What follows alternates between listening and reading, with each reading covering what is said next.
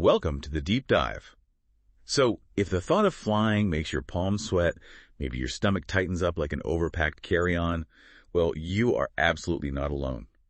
Even those really seasoned travelers, you know the ones, gliding through security, even they sometimes stare out the window and whisper, Is that always normal? It happens.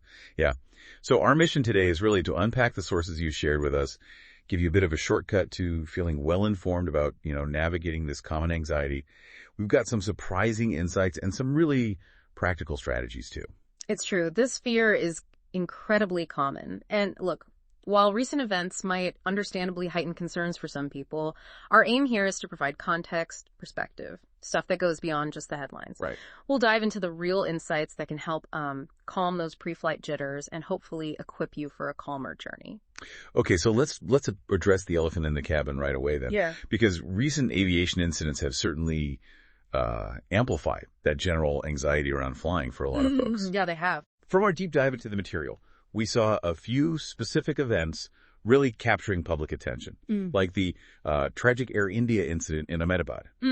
Yes. And maybe closer to home for many, that Alaska Airlines door plug blowout in Portland. That was a Boeing 737 MAX.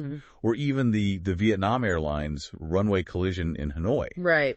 These events, thankfully rare in terms of, catastrophic outcomes for passengers in some cases, but they've definitely put people on edge. And that's exactly where our sources offer some crucial perspective. What's often overlooked, really, amidst those dramatic headlines, is how truly rare these high-profile events are. Okay. Think about it.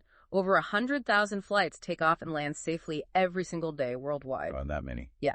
Yet fatal commercial airliner crashes, they are extremely uncommon. We're talking typically only 1 to 2 per year globally. 2 per year. Exactly. So this immediately tells you these recent incidents, while serious and needing investigation, are incredibly rare exceptions. They are not the rule. That statistical reality really does put things into perspective, doesn't it?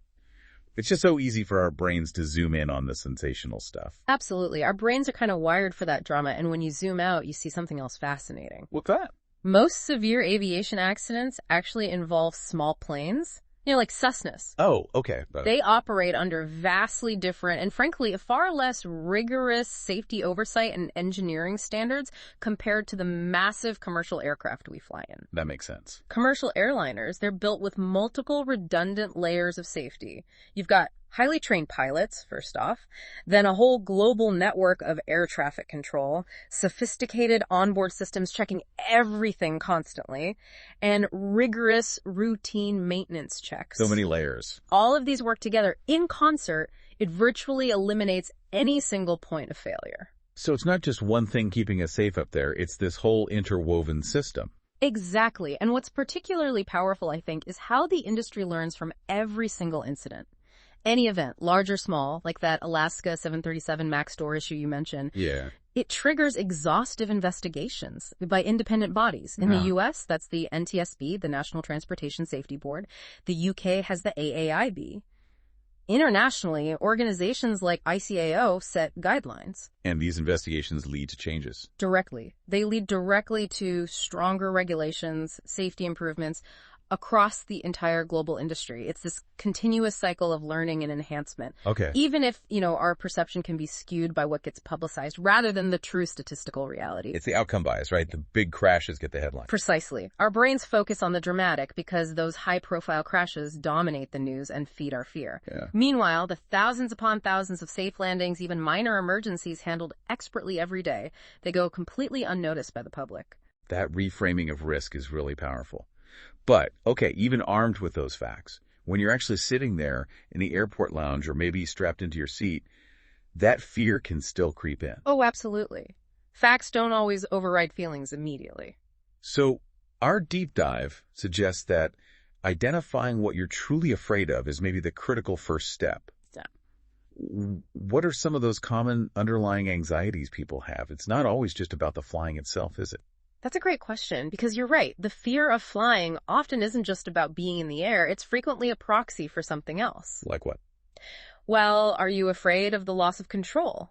Since you're not the one flying the plane, is it claustrophobia, being in that tight cabin, feeling like there's nowhere to escape, or maybe it's the turbulence itself, which, let's be honest, can feel dramatic, but it's very rarely dangerous. Right. For many, it boils down to the fear of heights or the ultimate fear of crashing, despite the fact flying is statistically so much safer than, say, driving to the airport. So naming that specific fear, that's the key. It's like putting a spotlight on it. It helps begin to tame it, makes it less of this big, vague monster. Okay, so once you've named it, put a spotlight on it, how do you go about disarming it with facts? Where do you look? Well, the sources strongly advise learning the facts from credible places, not just anywhere online. Right. Avoid the rabbit holes. Definitely.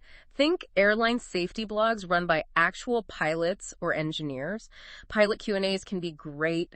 There are dedicated sites like Fear of Flying School or SOAR. Okay. And what's truly insightful, maybe surprising to many, is just how over-engineered commercial aircraft are. Over-engineered? Yeah, we often imagine these rigid metal tubes, right?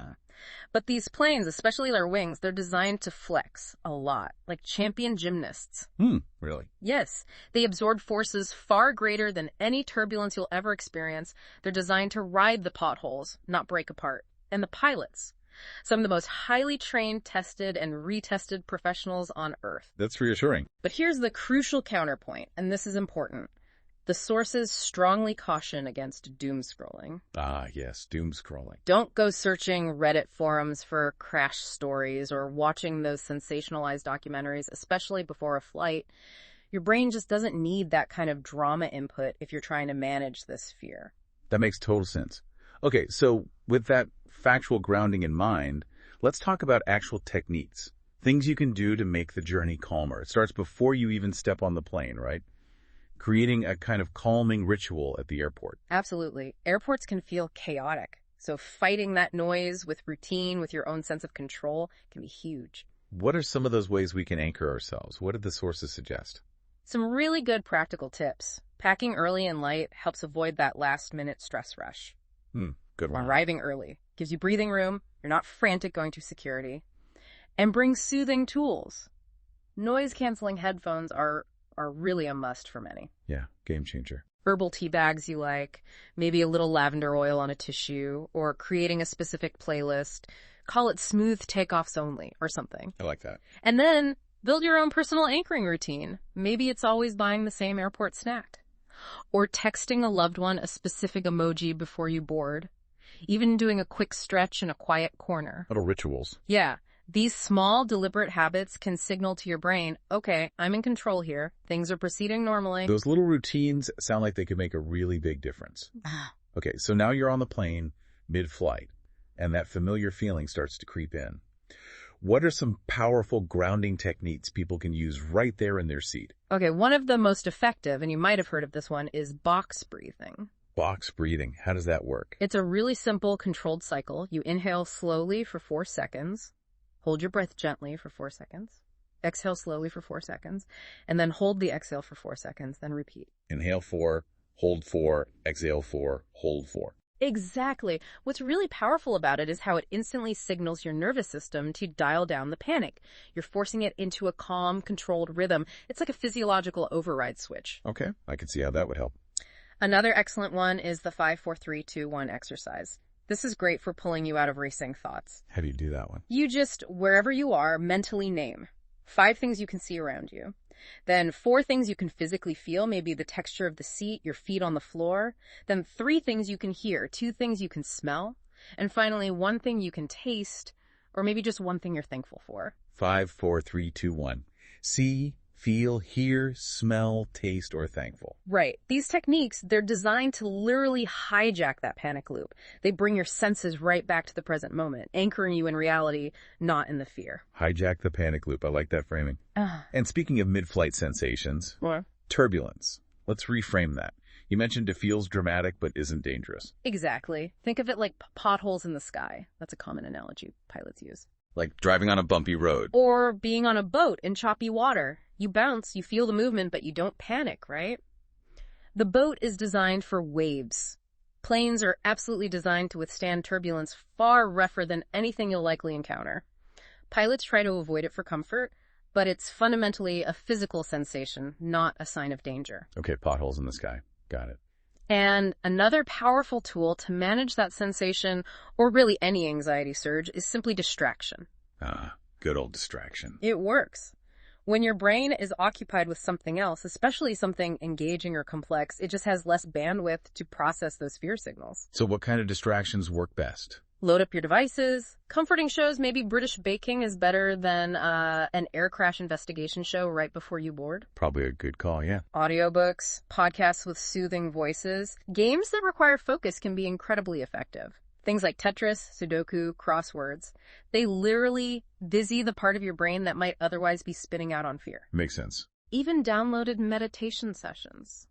Apps like Calm or Headspace. They guide your focus somewhere constructive. Okay, lots of practical tools there. Now, what if your fear is more significant, like it's genuinely impacted your ability or willingness to fly? What are some of the longer-term strategies and support systems our sources mentioned? Yeah, absolutely.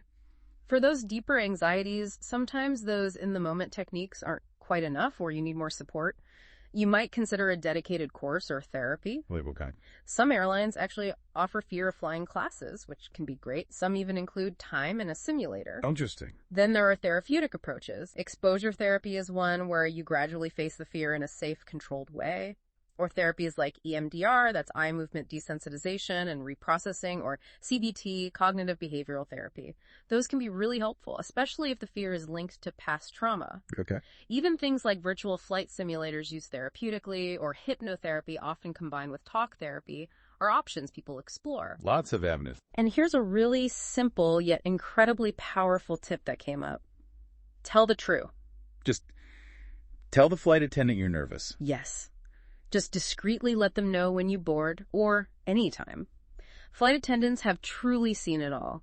Nervous flyers aren't a problem for them. You're an opportunity to provide care and reassurance. That's a really nice way to think about it. They might check on you a bit more often, maybe explain what that bump was during turbulence, or just offer a reassuring smile. It can make a huge difference knowing someone's aware and supportive. Yeah, like having an informed friend right there on board. It really is. And finally, a couple more mindset shifts. First, celebrate the small wins. Your ultimate goal doesn't have to be becoming completely fearless.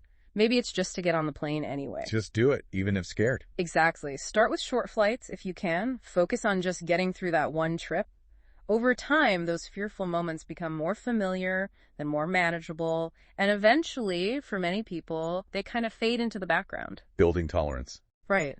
And perhaps the most impactful strategy of all, according to the sources. Give yourself a why. A why? Yeah. Fear shrinks when purpose expands. Why are you taking this flight? Is it taking you to your granddaughter's wedding? A street art tour in Lisbon you've dreamed about? A solo retreat to Bali? Let that goal, that positive outcome, be louder than your fear. Focus on the destination, the reason. Write it down. Keep a photo handy in your pocket or on your phone. Remind yourself, I'm not just flying. I'm flying towards something that really matters to me. That's powerful. Purpose expands, fear shrinks. Oh. I like that. So this deep dive, it's really been all about helping you fly calm, not scared. Right. We've covered understanding the surprising facts about aviation safety, how unlikely problems are, personalizing your fear by naming it, and then equipping yourself with all these practical techniques and support systems. It's about empowering you, really, to take back some control and maybe helping you discover that the world is indeed within your reach. And, this raises an important question, something maybe to think about after listening. If overcoming this one fear, the fear of flying, can unlock a whole world of travel and experience, what other hidden anxieties might be holding you back from something truly remarkable in your life? That is a powerful thought to end on. Thank you for joining us on this deep dive today. We hope you explore your own whys for taking flight whenever you're ready.